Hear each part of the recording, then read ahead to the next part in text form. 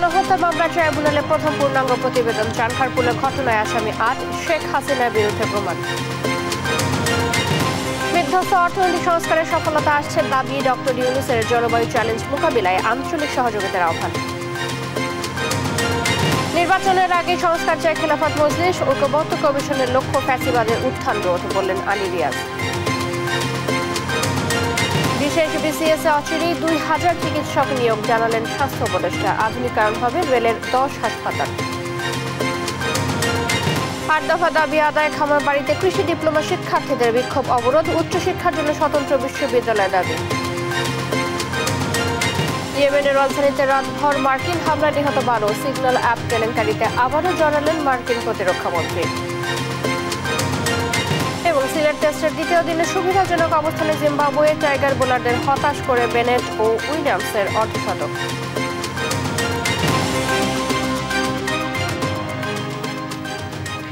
দেখছিলেন সংবাদ শিরোনাম, এবারে বিস্তারিত সংবাদ। দুপুরে আপনাদের সাথে আছি চৈতি সরওয়ার। ৫ আগস্ট রাজধানীর চানখারপুলে স্কুল শিক্ষার্থী আনাস সহ ৬ জনকে হত্যার ঘটনায় সাবেক ডিএমপি কমিশনার হাবিবুর রহমান সহ ৮ পুলিশ সদস্যকে অভিযুক্ত করে পূর্ণাঙ্গ প্রতিবেদন দাখিল করেছে আন্তর্জাতিক অপরাধ ট্রাইব্যুনালের তদন্ত সংস্থা। এটি জুলাই আগস্ট হত্যাকাণ্ডে দাখিল করা প্রথম পূর্ণাঙ্গ প্রতিবেদন। হত্যার নির্দেশদাতা হিসেবে শেখ হাসিনার বিরুদ্ধেও প্রমাণ পাওয়ার কথা জানিয়েছেন চিফ প্রসিকিউটর তাজুল ইসলাম। তন্দ্রা তারুণের রিপোর্ট, জানাচ্ছেন মোহাম্মদ সাকিব। ২০২৪ সালের ৫ আগস্ট রাজধানীর চানখারপুল এলাকায় বৈষম্য বিরোধী আন্দোলনে ছাত্র জনতার উপর গুলি চালিয়ে হত্যা করে পুলিশ। এই ঘটনা তদন্ত শেষে সাবেক ডিএমপি কমিশনার হাবিবুর রহমান সহ ৮ পুলিশ সদস্যকে অভিযুক্ত করে চিফ প্রসিকিউটর কার্যালয়ে প্রতিবেদন জমা দিয়েছে ট্রাইব্যুনালের তদন্ত সংস্থা। পরে সংবাদ সম্মেলনে চিফ প্রসিকিউটর জানান, জুলাই আগস্টে সংঘটিত মানবতা বিরোধী অপরাধের এটি প্রথম চূড়ান্ত তদন্ত প্রতিবেদন। এই ৮ জনের বিরুদ্ধে তদন্তে তাদের বিরুদ্ধে সম্পৃক্ততার প্রমাণ, কমান্ড রেসপন্সিবিলিটি দুটো মিলিয়ে যারা সিনিয়র অফিসার তাদের নির্দেশ এবং যারা সরাসরি গুলি করে হত্যা করেছে তাদের ভিডিও সহ অন্যান্য প্রমাণাদিতে পাওয়া যাওয়ার কারণে এই ৮ জনের বিরুদ্ধে তদন্ত রিপোর্ট দাখিল করা হয়েছে। এই তদন্তের জন্য আমাদের তদন্তের সময় লেগেছে ৬ মাস ১৩ দিন, অর্থাৎ ১৯৫ দিনের মধ্যে এই তদন্ত কাজ সম্পন্ন হয়েছে। এই হত্যাকাণ্ডের নির্দেশদাতা হিসেবে সাবেক প্রধানমন্ত্রী শেখ হাসিনা, সাবেক স্বরাষ্ট্রমন্ত্রী আসাদুজ্জামান খান কামাল, বিভিন্ন বাহিনী ও প্রশাসনের ঊর্ধ্বতন কর্মকর্তা সহ তৎকালীন আওয়ামী লীগ সরকারের উচ্চ পর্যায়ের অনেকে জড়িত থাকার প্রমাণ পেয়েছে তদন্ত সংস্থা। তবে শেখ হাসিনা সহ সুপিরিয়র কমান্ডাররা জুলাই আগস্টে সারা দেশে সংঘটিত অনেকগুলো হত্যাকাণ্ডে যুক্ত থাকায় তাদের বিরুদ্ধে আলাদাভাবে তদন্ত করছে ট্রাইব্যুনালে তদন্ত সংস্থা। যে প্রধান আসামি শেখ হাসিনা সহ তার সুপিরিয়র কমান্ডারদের জন্য তদন্তটা আলাদাভাবে হচ্ছে, কারণ বাংলাদেশের সর্বত্র যে জায়গাতেই অপরাধগুলো হয়েছে প্রত্যেকটা অপরাধের সাথে তাদের সম্পৃক্ততা প্রমাণিত। সে কারণে তাদেরকে কমান্ড এবং সুপিরিয়র রেসপন্সিবিলিটির দায়ে আলাদাভাবে তদন্ত রিপোর্ট দাখিলের প্রক্রিয়া চলমান আছে, যেটা খুব সহসা আমরা আপনাদের সামনে প্লেস। এই মামলার ৮ আসামির মধ্যে ৪ জন পলাতক আছে। মামলার কার্যক্রম শুরুর পর আসামিরা আত্মসমর্পণ না করলে রাষ্ট্রের পক্ষ থেকে তাদের জন্য আইনজীবী নিয়োগ করা হবে। মোহাম্মদ সাকিব, দেশ টিভি, ঢাকা। মৃত্যুদণ্ডের রায়ের বিরুদ্ধে জামায়াত নেতা এটিএম আজহারুল ইসলামের আপিল শুনানি আগামীকাল সোমবার। এটিএম আজহারের আবেদনের প্রেক্ষিতে বিচারপতি জুবাইর রহমান চৌধুরীর নেতৃত্বে ৩ বিচারপতির বেঞ্চ এই দিন ধার্য করেন।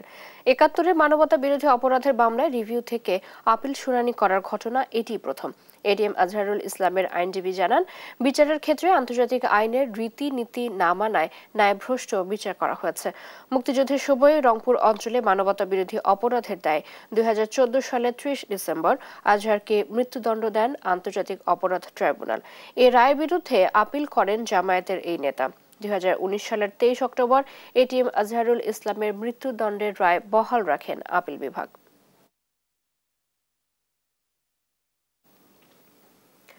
জলবায়ু ও নগর চ্যালেঞ্জ মোকাবিলায় আঞ্চলিক সহযোগিতা বাড়ানোর আহ্বান জানিয়েছেন প্রধান উপদেষ্টা ডক্টর মোহাম্মদ ইউনূস। টেকসই বিশ্ব গড়তে সবাইকে একসাথে কাজ করার আহ্বানও জানান তিনি। স্বৈরাচারের ফেলে যাওয়া বিধ্বস্ত অর্থনীতি সংস্কারে অন্তর্বর্তী সরকার এরই মধ্যে সফলতা পেতে শুরু করেছে বলেও জানান প্রধান উপদেষ্টা। সাইফুল রিপনের প্রতিবেদন। ব্যাংককে অনুষ্ঠিত আঞ্চলিক উন্নয়ন সহযোগিতা সংস্থা Economic and Social Commission for Asia and the প্যাসিফিকের ৮১তম অধিবেশনে ভিডিও বার্তায় কথা বলেন অন্তর্বর্তী সরকারের প্রধান উপদেষ্টা doctor Mohammad Yunus.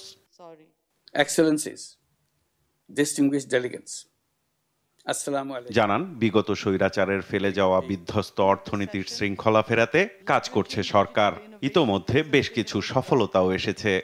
We inherited a devastated economy left by the previous autocratic regime.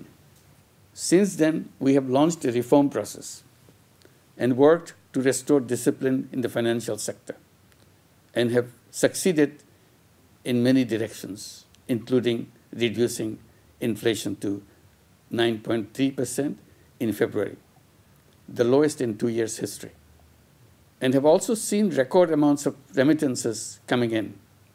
Investor confidence is returning, and we are moving steadily towards stability and growth. প্রধান উপদেষ্টা জানান জলবায়ু উপযোগী অন্তর্ভুক্তিমূলক অর্থনীতি ও নগর উন্নয়নে বাংলাদেশ প্রতিজ্ঞাবদ্ধ।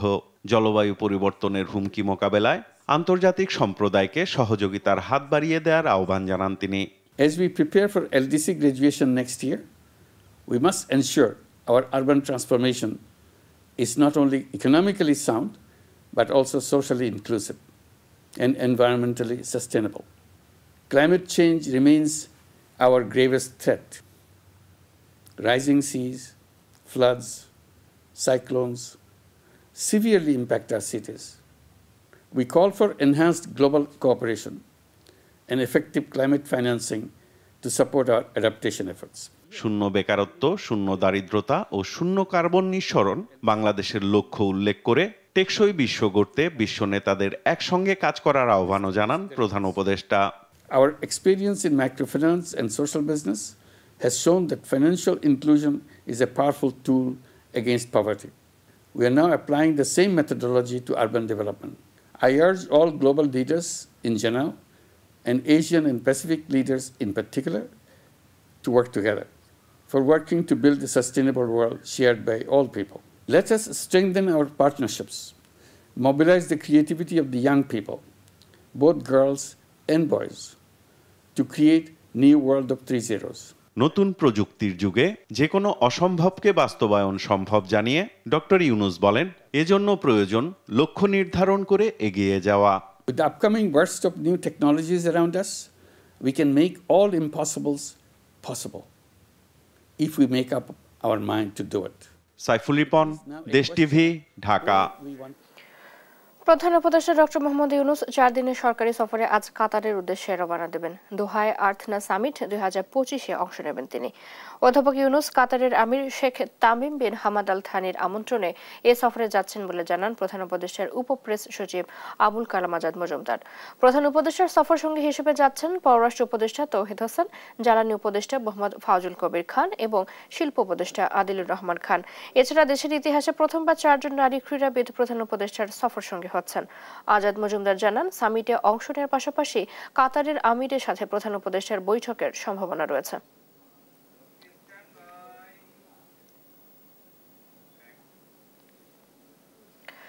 166টি প্রস্তাবনার মধ্যে 147টি প্রস্তাবনায় জাতীয় ঐকমত্য কমিশনের সাথে একমত বাংলাদেশ খেলাফত মজলিস। তবে আওয়ামী লীগের বিচার ও প্রয়োজনীয় সংস্কার শেষেই নির্বাচন চায় দলটি। আর জাতীয় ঐকমত্য কমিশনের সহসভাপতি আলী রিয়াজ জানান সবগুলো সংস্কার কমিশন এমনভাবে কাজ করছে যাতে পুনরায় কোনো ফ্যাসিস্ট গোষ্ঠী প্রতিষ্ঠিত হতে না পারে। আলিমুজ্জামান সাফওয়ানের রিপোর্ট। জুলাই গণঅভ্যুত্থানের মধ্য দিয়ে আওয়ামী সরকারের পতনের পর নতুন বাংলাদেশ বিনির্মাণে গঠিত হয় জাতীয় ঐকমত কমিশন। 166টি প্রস্তাব নিয়ে সংলাপ চলছে রাজনৈতিক দলগুলোর সঙ্গে। এরই অংশ হিসেবে সোমবার সকালে জাতীয় সংসদ ভবনের এলডি হলে বাংলাদেশ খেলাফত মজলিসের সঙ্গে আলোচনায় বসে জাতীয় ঐকমত কমিশন। এতে অংশ নেয় বাংলাদেশ খেলাফত মজলিসের 3 সদস্যের প্রতিনিধি দল। আলোচনার শুরুতে জাতীয় ঐকমত কমিশনের সহসভাপতি ডক্টর আলী রিয়াজ বলেন, ফ্যাসিস্টের পুনরুত্থান ঠেকাতে কাজ করছে কমিশন। এই সংস্কার কমিশনগুলোর উদ্দেশ্য হচ্ছে বাংলাদেশে এমন একটা ব্যবস্থা তৈরি করা যাতে করে বাংলাদেশে পুনরায় কোনো অবস্থাতেই একটি ফ্যাসিবাদী শাসন প্রতিষ্ঠিত হতে না পারে, পাশাপাশি যেন জনগণের অধিকার প্রতিষ্ঠিত হয়। আলোচনা শেষে সাংবাদিকদের সঙ্গে কথা বলেন বাংলাদেশ খেলাফত মজলিসের মহাসচিব জালাল উদ্দিন আহমদ। বলেন ১৬৬টি প্রস্তাবনার মধ্যে ১৪৭টিতে একমত, ১৫টিতে দ্বিমত ও 4টিতে আংশিক একমত হয়েছেন তারা। ১৪৭টি প্রস্তাবে একমত হয়েছি, আর দ্বিমত পোষণ করেছি 15টি প্রস্তাবে, আর আংশিক একমত 4টি প্রস্তাবে। সংবিধানের মূলনীতি থেকে এই বহুত্ববাদ শব্দটিকে বাদ দেওয়ার জন্য আমরা জোর প্রস্তাব করেছি। পতিত ফ্যাসিস্ট আওয়ামী লীগ ও তাদের দোসরদের দৃশ্যমান বিচার ও প্রয়োজনীয় সংস্কার শেষে নির্বাচন চায় দলটি।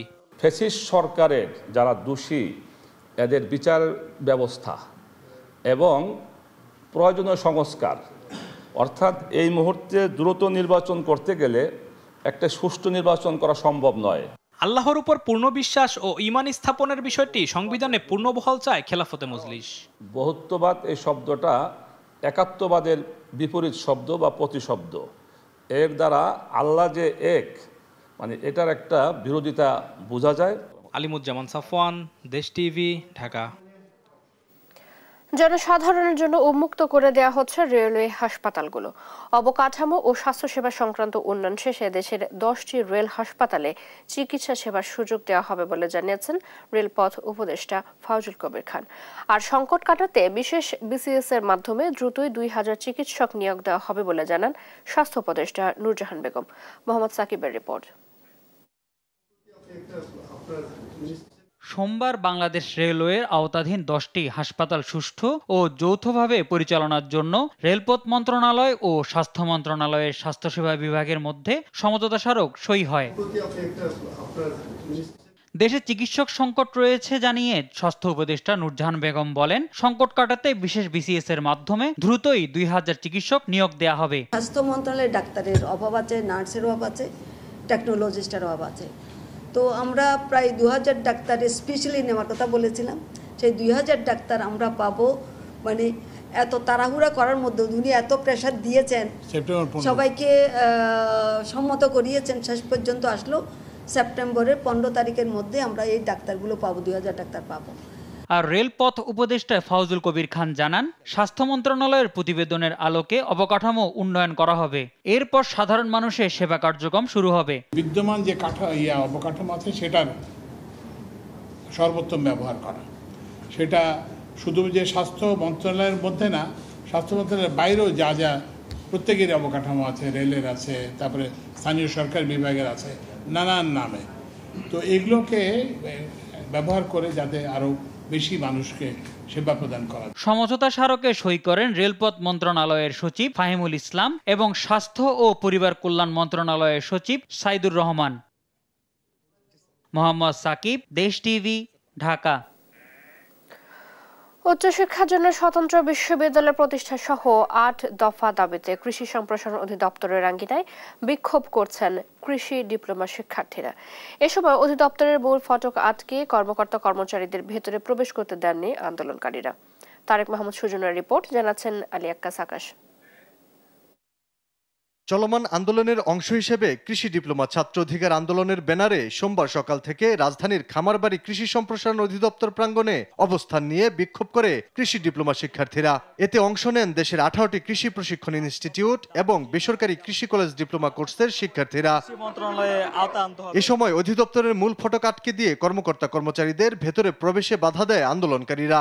জানান, 8 দফা দাবির বিষয়ে বারবার আশ্বাসের পরও কার্যকর কোনো পদক্ষেপ নেওয়া হয়নি। আমরা প্রশাসনিক ভবনে তালা দিয়েছিলাম, কিন্তু সেখানে আমাদের শিক্ষকরা তালা ভেঙে প্রবেশ করে, এই জন্য আমরা রাজপথে নামতে বাধ্য হয়েছি। আমরা রেজুলেশন চাই না, আমরা সুস্পষ্ট প্রজ্ঞাপন চাই যে ডুয়েটের ন্যায় কৃষি ডিপ্লোমা প্রতিষ্ঠানের শিক্ষার্থীদের স্বতন্ত্র কৃষি বিশ্ববিদ্যালয় চাই। দাবি না মানা পর্যন্ত আন্দোলন চালিয়ে যাওয়ার হুঁশিয়ারিও দেন শিক্ষার্থীরা। যতক্ষণ পর্যন্ত আমাদের প্রজ্ঞাপন জারি না করা হবে, যতক্ষণ পর্যন্ত প্রজ্ঞাপন জারি না দিয়ে আমাদের আশ্বস্ত করা হবে, ততক্ষণ পর্যন্ত আমাদের ডিপ্লোমাধারী সংগ্রামী ভাই ও বোনেরা এক পাও রাজপথ ছাড়বে না। এর আগে রোববার কেন্দ্রীয় শহীদ মিনারে সমাবেশ করে কৃষি ডিপ্লোমা শিক্ষার্থীরা। আলী আক্কাস আকাশ, দেশ টিভি, ঢাকা। দেশের বিভিন্ন জেলায় diploma in nursing and midwifery কোর্সকে ডিগ্রি সমমান করার দাবিতে মানববন্ধন ও বিক্ষোভ করেছে নার্সিং শিক্ষার্থীরা। সোমবার বরিশালের অশ্বিনী কুমার হলের সামনে সদর রোডে বিক্ষোভ করে ডিপ্লোমা স্টুডেন্টস নার্সেস ইউনিয়ন। একই দিন স্থানীয় প্রেস ক্লাবের সামনের সড়কে হাতে হাত ধরে 1.5 ঘন্টা মানববন্ধন করে গোপালগঞ্জ নার্সিং ইনস্টিটিউটের শিক্ষার্থীরা। এদিকে চাঁপাইনবাবগঞ্জে দাবি আদায়ে নানা স্লোগান দেয় শিক্ষার্থীরা। তারা বলেন, এইচএসসি পাশের পর ডিপ্লোমা কোর্স সম্পন্ন করে আরও 6 মাস ইন্টার্নশিপ করতে হয়, এরপরও চাকরির ক্ষেত্রে এইচএসসি সমমানের মূল্যায়ন করা হয়। তাই নার্সিং কোর্স ডিগ্রি সমমান করার দাবি জানায় তারা। 3 বছরে আমরা বোর্ড পরীক্ষার মাধ্যমে উত্তীর্ণ হই সাফল্যের সাথে। তারপর আমরা এই যে ডিপ্লোমা কোর্সটাকে শেষ করি, কিন্তু এই ডিপ্লোমা কোর্স শেষ করার পরও তারপর আমরা সেই এসএসসির যে সমমান সেইটাই পাচ্ছি। যে স্মারকলিপি এখন পর্যন্ত কোনো সদুত্তর আমরা পাইনি। দীর্ঘ 7 মাস পেরিয়ে গেল, আমাদের দাবির এখন পর্যন্ত কোনো বাস্তবায়ন হয়নি। স্বাস্থ্য খাতে আপনারা কি আমাদের অবদান অস্বীকার করতে পারবেন? নার্সরা কিন্তু স্বাস্থ্য খাতে গুরুত্বপূর্ণ একটা অংশ। আমাদের মধ্যে কখনো স্বাস্থ্যখাত তৈরি হতে পারে না। ফরেন সার্ভিস একাডেমিতে এই মুহূর্তে ব্রিফ করছেন প্রধান উপদেষ্টা প্রেস সচিব শফিকুল আলম। আমরা যুক্ত হচ্ছি সেখানে। আরেকটা জিনিস প্রশ্ন, সোশ্যাল মিডিয়ায় আমরা রিসেন্টলি কয়েকটা ফটো দেখেছি যে পলাতক শেখ হাসিনা সরকারের মন্ত্রীরা লন্ডনে বিয়ের অনুষ্ঠানে বিয়ে খাচ্ছেন, বিভিন্ন দেশে ঘুরে বেড়াচ্ছেন। তো শেখ হাসিনাকে তো ফেরত চাওয়া হয়েছে, এই পলাতক মন্ত্রীদের ফেরত আনার ব্যাপারে আপনারা কি পদক্ষেপ নিয়েছেন? আমরা তো মূলত এইখানে আজকে প্রেস কনফারেন্সটা করছি কাতার এবং শ্রম বিষয়ক যেই রিপোর্টটা দিল সেটার উপরে। তারপর আমি বলি যে যারাই অভিযুক্ত, যাদের বিরুদ্ধে বড় রকমের করাপশনের আছে, খুনের মামলা আছে, তাদের সবার ব্যাপারেই আমরা সিরিয়াস এবং প্রত্যেককেই আমরা ইভেনচুয়ালি আমরা প্রত্যাবর্তন চাবো। তাদেরকে বাংলাদেশের আইনকে ফেস করতে হবে, তাদেরকে আইনের আওতায় আনা, সেটা আমাদের কেন, আমি মনে করি আমাদের পরবর্তী যে কোনো গভর্নমেন্ট সবার জন্য এটা একটা নৈতিক দায়িত্ব। আমরা আমাদের কাজটা খুব ভালোভাবে করব এবং আমরা আশা করব যে আমরাই যেন কাজটা একটা শেষ করে যেতে পারি।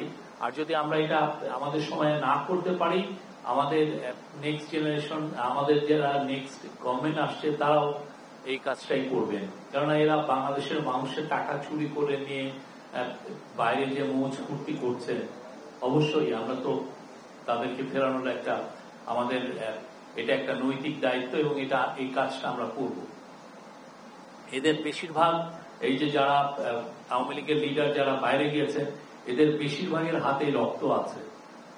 তারা বড় রকমের হিউম্যান রাইটস অ্যাবিউজের অ্যাকিউজড এবং তাদের অনেকে বড় বড় করাপশনে জড়িত। আপনারা দেখেছেন যে কিছুদিন আগে বেশ কিছু পত্রিকায় এসছে যে এক একজনের অ্যাকাউন্টসে কত রকমের কত টাকা ট্রানজাকশনের হিসাব আমরা পেয়েছি। আমার আপনার অ্যাকাউন্টসে তো 1 কোটি টাকার ট্রানজাকশনও দেখা যায় না, অথচ এক একজনের 800, 900, 1200 কোটি টাকা ট্রানজাকশন। একটা সরকারি কর্মচারী, একটা সরকারের মিনিস্টার বা একজন সরকারের যিনি সেক্রেটারি, উনি কত টাকা পান? ফরেন সার্ভিস একাডেমিতে ব্রিফ করছেন প্রধান উপদেষ্টা প্রেস সচিব শফিকুল আলম। আমরা সেখানে খানিকটা যুক্ত ছিলাম।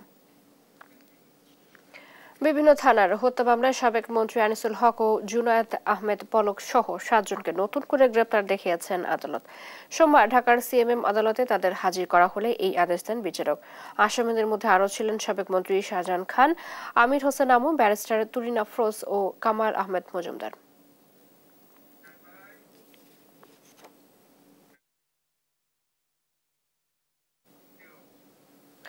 প্রাইম এশিয়া বিশ্ববিদ্যালয় ক্যাম্পাসে ছুরিকাঘাতে জাহিদুল ইসলাম পারভেজ নিহতের ঘটনায় 3 জনকে গ্রেপ্তার করেছে পুলিশ। তারা হলেন আল কামাল শেখ ওরফে কামাল, আলভি হোসেন জুনায়েদ এবং আল আমিন সানি। সোমবার সকালে বনানী থানা ভারপ্রাপ্ত কর্মকর্তা রাসেল সরওয়ার দেশ টিভিকে গ্রেপ্তারের বিষয়টি নিশ্চিত করেন। 19 এপ্রিল বিকেলে রাজধানী বনানীতে প্রাইম এশিয়া বিশ্ববিদ্যালয়ের ক্যাম্পাসে দুর্বৃত্তদের হামলায় পারভেজ নিহত হন। তিনি ওই বিশ্ববিদ্যালয়ের টেক্সটাইল ইঞ্জিনিয়ারিং বিভাগের 223 ব্যাচের ছাত্র। তার বাড়ি ময়মনসিংহ জেলার ভালুকার কাইটান গ্রামে। রাজধানী বনানীতে ছুরিকাঘাতে নিহত প্রাইমেশিয়া বিশ্ববিদ্যালয়ের শিক্ষার্থী পারভেজের গ্রামের বাড়িতে চলছে শোকের মাতম। প্রিয়জনকে হারিয়ে পাগল প্রায় মা বাবা ও একমাত্র বোন, কাঁদছে স্বজন ও গ্রামের মানুষ। তুচ্ছ ঘটনায় প্রকাশ্যে এমন নির্মম হত্যাকাণ্ডে হতবাক সবাই। আসামিদের দ্রুত গ্রেপ্তার ও দৃষ্টান্তমূলক শাস্তির দাবি স্বজন ও এলাকাবাসীর। ইলিয়াসের তথ্য ছবিতে জানাচ্ছেন জুবায়ের আহমেদ। সন্তান হারানোর শোকে অঝরে কাঁদছেন মা, মূর্ছা যাচ্ছেন বারবার, শোকে পাথর বাবা। এলাকার প্রিয় মুখ পারভেজের এমন মর্মান্তিক মৃত্যুতে কাঁদছে স্বজন ও গ্রামবাসীরাও। মৃত্যুর আগের রাতে মায়ের সঙ্গে শেষ কথা হয় পারভেজের। শেষবারের মতো ভিডিও কলে ছেলের মুখ দেখেন মা। ছেলের মৃত্যুর খবর পেয়ে দেশে আসেন কুয়েত প্রবাসী বাবা জসিমউদ্দিন। তুচ্ছ ঘটনায় প্রকাশ্যে এমন মর্মান্তিক হত্যা মানতে পারছেন না পরিবারের কেউই। একমাত্র ছেলের হত্যাকারীদের দৃষ্টান্তমূলক শাস্তির দাবি বাবার।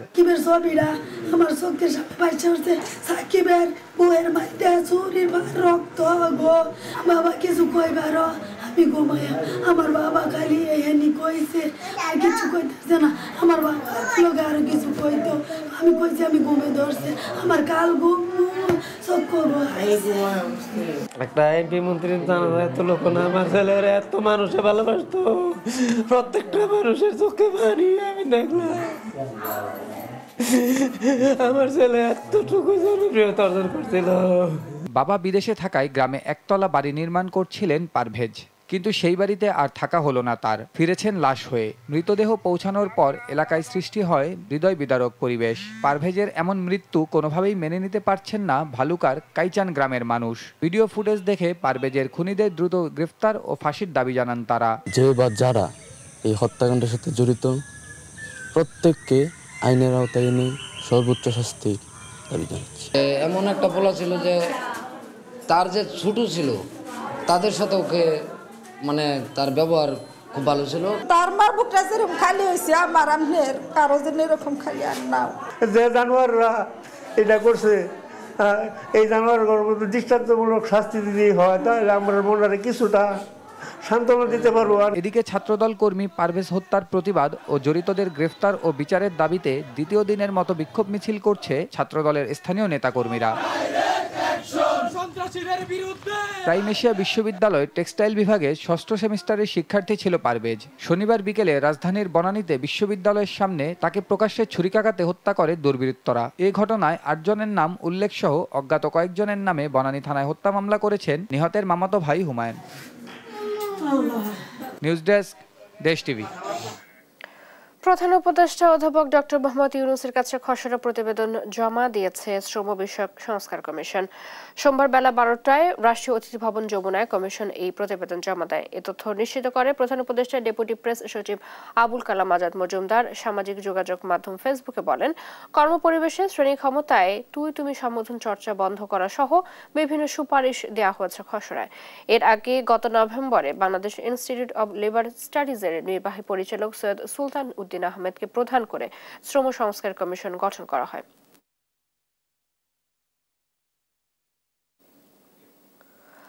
এবছর ৮৭,১০০ জন মুসল্লির মধ্যে ৭৭,১০০ জন হজ যাত্রী রুট টু মক্কা ইনিশিয়েটিভের আওতায় ইমিগ্রেশন ও লাগেজ সুবিধা পাবেন বলে জানিয়েছেন পাসপোর্ট মহাপরিচালক মেজর জেনারেল নুরুল আনোয়ার। সোমবার রাজধানীর একটি হোটেলে সংবাদ সম্মেলনে তিনি একথা জানান। বলেন, হযরত শাহজালাল আন্তর্জাতিক বিমানবন্দর দিয়ে যাত্রা করা যাত্রীরা এই সুবিধা পাবেন। বাকি ১০,০০০ হজ যাত্রী যারা অন্যান্য বিমানবন্দর দিয়ে যাবেন তারা এই সুবিধার আওতাভুক্ত হবেন না। একই ব্রিফিংয়ে অতিরিক্ত সচিব মতিউল ইসলাম বলেন, হাজিদের লাগেজ হারালে বা ডিসপ্লেস হলে RFIDর মাধ্যমে খুঁজে বের করা যাবে। এরই মধ্যে ৪০,০০০ যাত্রীর ভিসা হয়েছে বলেও জানান তিনি। এর আগে সৌদির ১১ সদস্যের একটি প্রতিনিধি দলের সাথে দ্বিপাক্ষিক বৈঠকে মুসল্লিদের হজ যাত্রা সহজ করতে আলোচনা করে পাসপোর্ট ও ধর্ম মন্ত্রণালয়ের প্রতিনিধি দল। প্রতিবারের মতো আমাদের সম্মানিত হাজিরা অতি সহজেই ইমিগ্রেশন ক্রস করে এবং যাবেন বলে আমি বিশ্বাস করি, এবং সেখানে গিয়ে ঝামেলাবিহীন তাদের যে লাগেজটা সেটা তাদের কাছে পৌঁছাবে বলে আমি মনে করি। এছাড়াও কিছু সাইড লাইনে কিছু অন্যান্য বিষয় দিয়ে আলোচনা হয়েছে যেটা মক্কা রুট ইনিশিয়েটিভের বাহিরে, তো ওগুলা নিয়েও আমরা আলোচনা করেছি। আমাদের রংপুর অঞ্চলের প্রান্তিক জনপদে বিশেষজ্ঞ চিকিৎসকদের মাধ্যমে সেবা নিশ্চিতে টেলিমেডিসিন সেবা চালু করেছে রংপুর কমিউনিটি মেডিকেল কলেজ ও হাসপাতাল। সোমবার সকালে নগরের 33 নম্বর ওয়ার্ড মোলাটল এলাকায় টেলিমেডিসিন সেন্টার উদ্বোধন করেন রংপুর রেঞ্জের এডিশনাল ডিআইজি শরীফুদ্দিন। আয়োজকরা জানান, রংপুর নগরীর 33টি ওয়ার্ডে 140টি সেন্টারের মাধ্যমে এই টেলিমেডিসিন সেবা দেওয়া হবে। এতে নিম্ন আয়ের মানুষের অর্থনৈতিক সাশ্রয় হবে, ভোগান্তি কমবে জনগণের।